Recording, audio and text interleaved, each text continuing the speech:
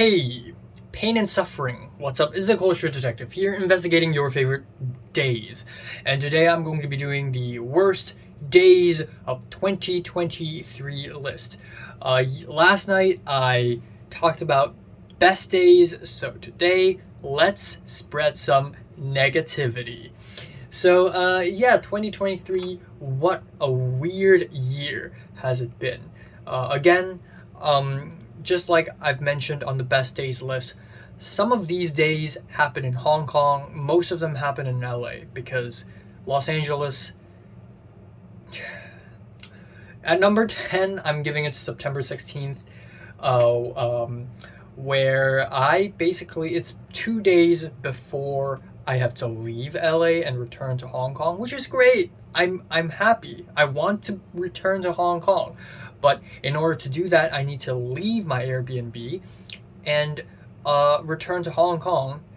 And I can't bring my entire apartment's worth of stuff to Hong Kong, obviously. So I have to bring them into a public storage unit, and that was hectic. It was not fun at all. And this isn't the only time I've moved things into and out of public storage. I've been doing that constantly in August and September, and it's just a hassle. It's annoying. All my paper boxes are broken. I don't want the things inside my public storage to be stolen. And hopefully, when I return to LA tomorrow, the shit in my public storage is still there, because if it's not, I'm going to flip. At number 9, I'm giving it to November 9th to 12th, which actually took place in Hong Kong only a month ago. This period of time is a little tough for me because I had stomach issues. I was constantly having stomach aches. I also slipped in the shower and hit my leg, and it's bleeding a little bit. Was it bleeding, or was it just like a... Yeah, it was pretty bad. It wasn't bleeding, but it was like scraped. And also, you may realize this, but in the best days video, I listed November 10th as one of the best days, and at the same time in here, it's November 9th to 12th, which is kind of weird. So is it a good day, or is it a bad day? November 10th is a good day, but in context, it was actually pretty bad for my mental health. On November 10th, I went to watch a movie with 3 friends, and in the movie theater, I ran into Zane, an old classmate of mine from the school. And it's like seeing a ghost, because I never really run into old classmates, ever. And that sort of triggered a lot of very sad memories I had of this school. But also, I think it's because Zane told us that we have open day, which is essentially a day where the school opens up and lets visitors just randomly walk in, and they will hold exhibitions, and every single club will have like a show off, essentially. And I don't know, I've never planned to return to the school, and it's just so much history, so much weight, so much gravity, and it's just really bringing me down. And I was sent into a spiral of sad thoughts after that. I hated everything. Well, not everything, but I hated the fact that I came back to Hong Kong for nothing. I don't have a life here. I feel very empty here. I am not able to earn as much money as I planned it to earn by going back to Hong Kong. I didn't meet the people I wanted to meet when I returned to Hong Kong. I didn't enjoy Hong Kong as much as I thought I would. I mean, yeah, Hong Kong's great. I can sleep, I can eat, but it's just nothing more beyond that.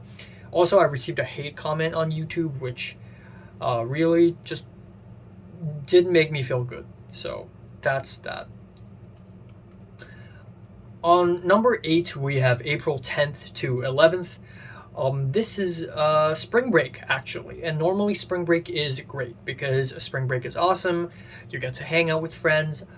Guess what? I didn't hang out with friends. I was lonely. I was stuck in my apartment in LA, and I have nothing to do. And again, this comes at a very stressful time. The first half of 2023 is extremely stressful for me, particularly because I had a crush on someone, and Um, being in spring break and not being able to see her, and then trying to see her, but then she's not free, just really stresses me the fuck out. On top of that, I got rejected from Chapman University for film school, which really, really saddened me. But in the greater context, maybe it's a good thing. Maybe it's a good thing because I kind of don't want to go that far, you know. Number 7, it's May 5th to 6th. So, continuing on the, you know, storyline of me and this girl that I kind of liked. So on that day, on May 5th, the girl told me about her emerald necklace. And it's such a story that it made me cry, and I just like I don't know what to say. Fuck. I'm just like breaking apart. Also, on the same day, I tried to ask her to watch a movie with me, and she turned it down. Eventually, it did happen. Eventually, we did watch a movie together, but it's an absolutely depressing experience. And then on May 6th, I was home all day and I had a stomachache, and it's boring, it's sad, it's painful, I feel empty, and fuck everything, I guess. Number 6, I'm giving it to January 25th. It's actually in Hong Kong. So January 25th this year, I was still in Hong Kong. It was right before I leave, and I was also extremely stressed because I was planning to make a short film in Hong Kong, and I was running out of time, and I had like 4 days before leaving Hong Kong, and I still have a whole short film to film. And I had dinner with my friends Leia and Zara, and they talked to me about their experiences in dating, their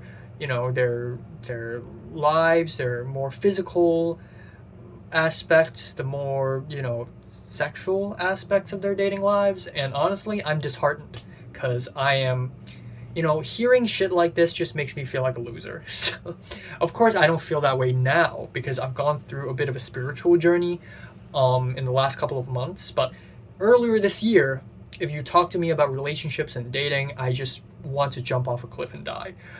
On top of that, I had to run extremely fast, extremely violently to my mom's company's office to retrieve some wireless mics for my short film. And actually, I didn't even have to do that. So it was crazy. And I was late to a board game thing, and I didn't tell Leia and Zara that I have to go there. But I have to, and I was just so stressed out, and I just suddenly ran off, and it was just fucking insane. All right. Come on. Oh. I can do it. I can fucking do it. I can fucking do it. Oh. At number 5, we have February 9th, which is just an awful day because another giant cockroach has appeared in my bedroom, which is just another case of terrorism. More hate comments on my YouTube channel, which is sad.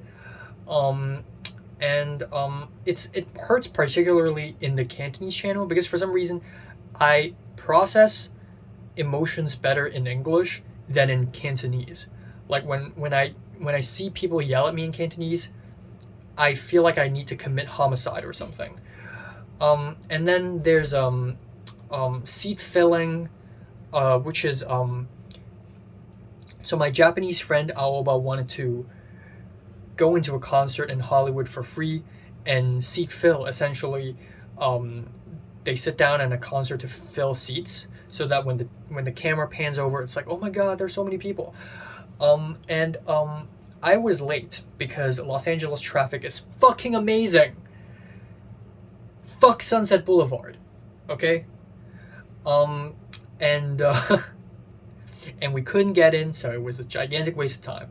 I accidentally deleted some videos from the recycle bin, so I can't recover them at all. And I slept very late, and I was really tired. Fuck this pussy ass. Fuck you. Fuck. All right, number 4.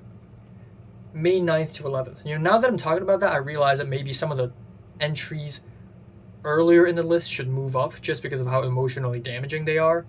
But still terrible day, I guess. All right, May 9th to 11th is at number 4. And again, continuing the saga of the girl I liked and everything. And now we have some true emotional damage. Because on May 9th, I told her that I like someone, but I actually didn't tell her who was the person I liked. And yeah, I guess it was one way to, I guess, hint that I like her. And that whole strategy sort of backfired because she told me how she already had a similar experience. And given how stressed out I was at that moment, I couldn't think clearly. I couldn't think straight during that time. May and June, I was fucking dead inside. B, after she told me that, I cried 3 times in the same day. I was walking to school and I fucking cried. I was waiting at the bus stop and I almost cried. And I just couldn't hold myself together, and I feel like it's the end of the world.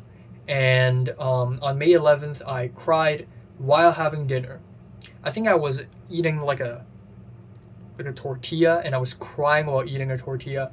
I just kept crying. I just couldn't control it. And I really hit rock bottom emotionally, not only because of the girl, but also because of the film class, which I will talk about even more later. But I was truly hitting rock bottom in that film class. I tried my very best to achieve certain things, and I either fail or someone else do better than me, which makes me very mad and sad. And I'm the location manager for the short film, but either the location has canceled on us or the location's great, but the professor went for a cheaper option, and I feel like my efforts are being wasted. So now I'm all alone again. I love my life so much. Move on to number 3, August 25th to 29th. Back to survival mode, because that's exactly how it feels. So what happened between August 25th to 29th is my lease to my apartment has fucking ended, which means but here we go, okay, here we go. My flight to Hong Kong is September 18th. August 25th, my lease ends. I have 3 weeks, nowhere to live. So obviously, the answer would be to live in an Airbnb. They're fucking expensive. Fine, I'll pay, whatever. I need a shelter, I need to sleep. Fine. So I moved to the Airbnb, and it's the most hectic and complicated and soul-sucking move I've ever done in my fucking life. I spent 12 fucking hours trying to move all the boxes, trying to pack up every single fucking thing I own, and then I had to ask a friend, poor soul, bless his soul, helping me out for free. I treated him to a lunch later on, but the move went on for hours and hours and hours, and so hectic and so complicated, I hurt my fingers. Like I had 4 or 5 cuts on my hands just from all the moving. Of course, I can play bowling and my fingers would be bleeding. I bleed constantly. I don't know what the fuck's wrong with me. Okay, fine. I moved to the Airbnb and it fucking sucks. The place stinks. It smells like shit. It's messy. It has ants. And then somebody downstairs in the building complained that I was noisy. Allegedly. So the Airbnb owner fucking randomly appeared in my Airbnb and like a James Bond villain or something, and told me that I have to leave. But of course, she's a kind woman. She's very kind. She's a very kind person. So for free, she's gonna help me move to a new location in Westwood. So I'm like, fine. So I didn't even survive in that Airbnb 2 days, and then I had to fucking leave. And also, it's not my problem. The guy downstairs have superhuman hearing, because apparently when the Airbnb owner came and her alarm rang, the guy downstairs also complained and thought it's me. Of course it's me. Definitely my fault. Of course. Duh. So we moved to a new place in Westwood, and fine, it's cleaner, it's spacier. You know what? Fine. The AC broke in the middle of summer. And then after that, both the woman living there, the woman living in that place, and the Airbnb owner started harassing me and trying to extort me for $300 fucking dollars, thinking that I broke the AC because I used it too much. My brother in Christ, it's summer, it's hot. And the Airbnb owner was texting me like, oh, it was so cold last night, like, I had to use 2 blankets. Okay, we get it, you have very thin skin. I get it. Fuck you. So, yeah, not great. And of course, the place is also infested with earthworms, and the kitchen looks like a garbage landfill. Like towels and bits of food and bowls and plastics and pills and tools and rusty knives. They're so fucking dirty, and they're there for 2 weeks, and I can't cook pork because she's Jewish. So every time I go downstairs, every time I need to cook bacon, I have to go downstairs. I have to walk a couple flights of stairs, go downstairs to another apartment to invade a Ukrainian nuclear family so that I can cook some fucking bacon. Okay. Number 2. It is a very long period of time between May 24th to June 4th. And because this is the climax to all my pain and suffering in 2023, including the girl that I liked and also the short film. And if you have watched my recap video of round 3, you would have an insight on what happened. The short film experience is fucking awful, mainly because of the politics of this set. The professor plays favoritism, he favors some and dislikes others. I'm not. I am far from the biggest victim of this professor. Some people may watch that video and think, oh, this culture detective Enoch dumbass is yapping. He's yapping. He's just because he's incompetent and he's a loser and he doesn't want to admit it, so he blames it on the professor. That's not fucking true. That's not fucking true. In fact, here's what I'm gonna say. This Film 33 class is good. I enjoyed it for the most part. I learned stuff, I tried best, and I impressed my professor and my fellow classmates at many points, and it was great. Until May! Everything fell apart in May. This Benny guy got ahead of me, made more phone calls than me, wrote more emails than me, and essentially stole my position. Fine, take it. I'm already stressed out. We have the short film shoot itself. I'm barely sleeping every single day. I'm dying inside every single fucking day. I was in a trance, as per everyone else. And again, I'm far from the biggest victim. I'm far from the biggest victim. Ask Jonathan, the DP of the shoot, and he is robbed of his creative freedom. Ask Red, production designer, but he was favorited against because the art director is dating the producer.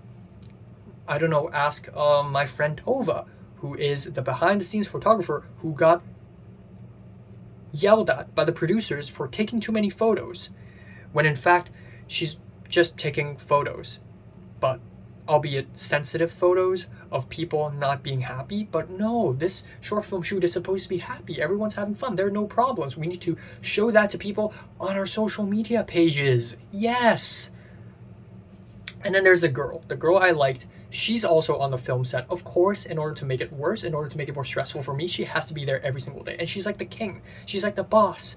She constantly goes around and like commands people to do things and treat people like dirt. And she's the youngest person in the entire fucking film set. She's an 18-year-old girl, for Christ's sake.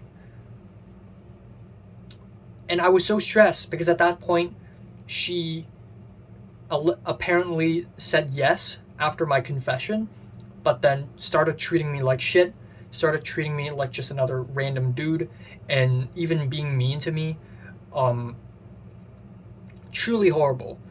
I had a huge bleeding wound on my finger after I tried to help move some boxes because I don't want to look like a loser while the grips and everyone else are moving boxes, and I'm like, okay, I don't want to just stand at the side and just look. I want to participate. So I start moving boxes, and of course I can't because they're too fucking heavy and my finger's fucking broken. Of course.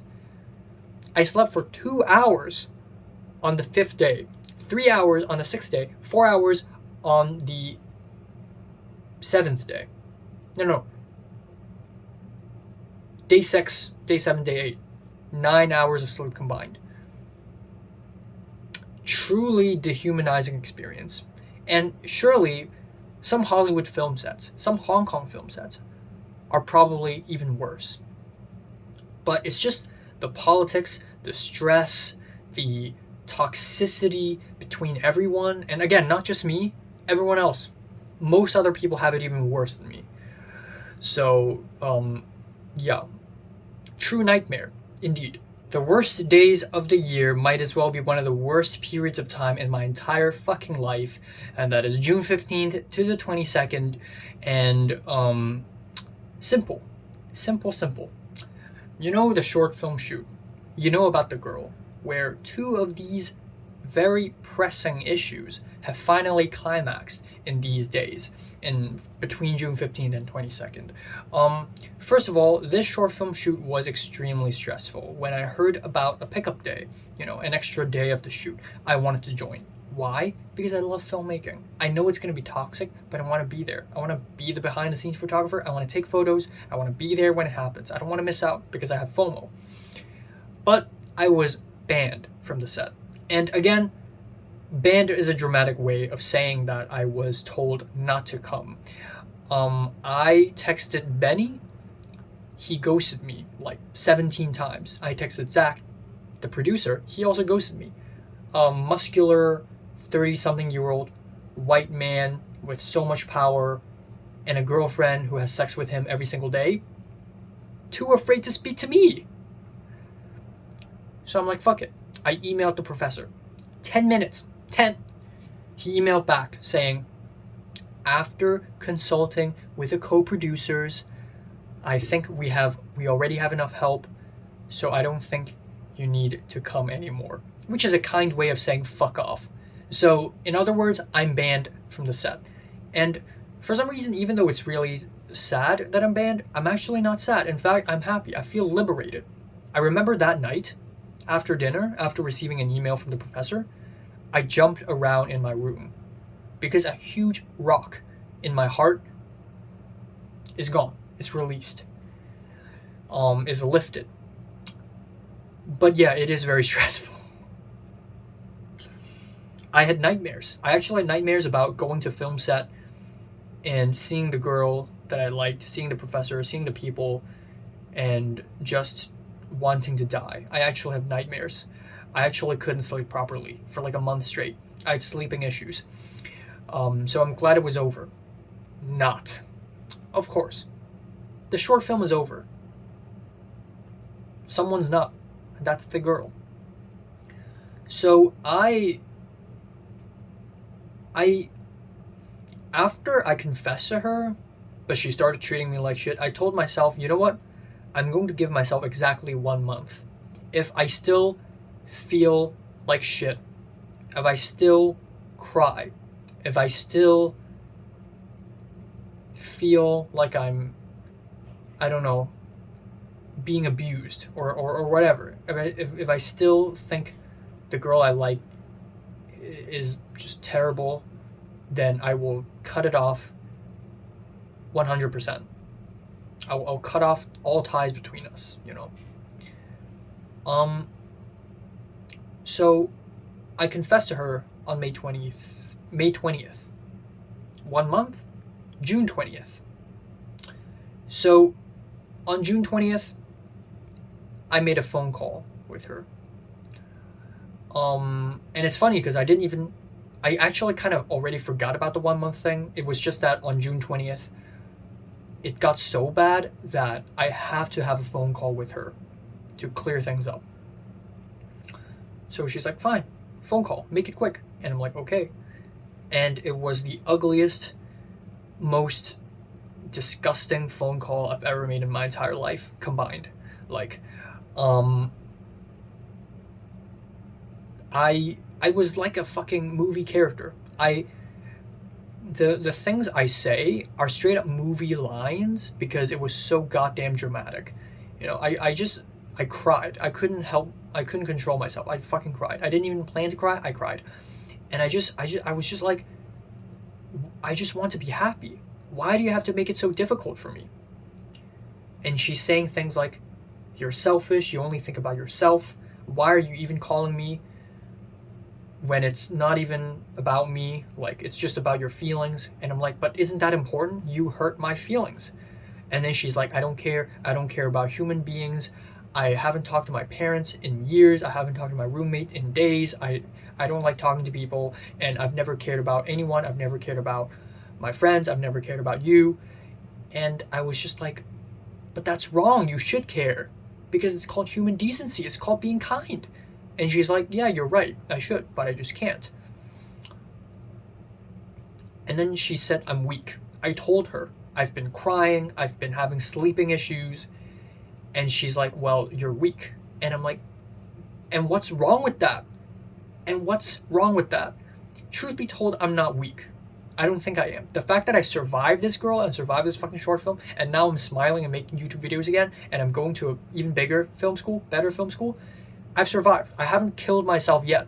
That is already testament to how fucking strong I am. And sure, billions of people on this earth also haven't killed themselves yet. That's testament to the human spirit. That's great. It's universal. It's not just me. It's the people outside right now. Look at them. Look. They're not dead. If they're not dead, then I shouldn't be dead. If they're fighting on, then I'm fighting on. If they have issues, I have issues too. And if they're still alive, I'm still alive. And you know what? It's sad.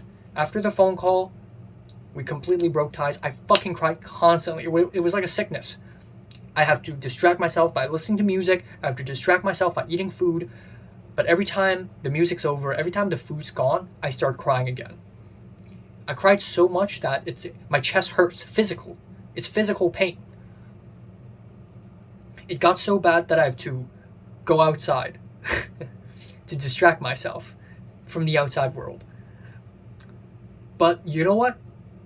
Despite being an extremely negative experience, I think I've grown stronger as a person. And I've grown spiritual as well. And yeah, videos like this, very negative. But you know what? I'm going to say something positive to end off this video. Right? All this hardship, all these pains and suffering, I've learned, I've grown. Not only have I learned from my own mistakes, I've learned from others as well. And you know what? I'm ready for whatever. I know I'm going to suffer and be sad in the future. Again, new shit will happen. New drama will happen. I know. But you know what? Bring it on. Bring it on, baby. Bring it on. I'm going to fight on. I'm going to be positive about this. And I'll do better next time. They should do better. The girls should do better next time. Fuck you. So, yeah. Bring it on.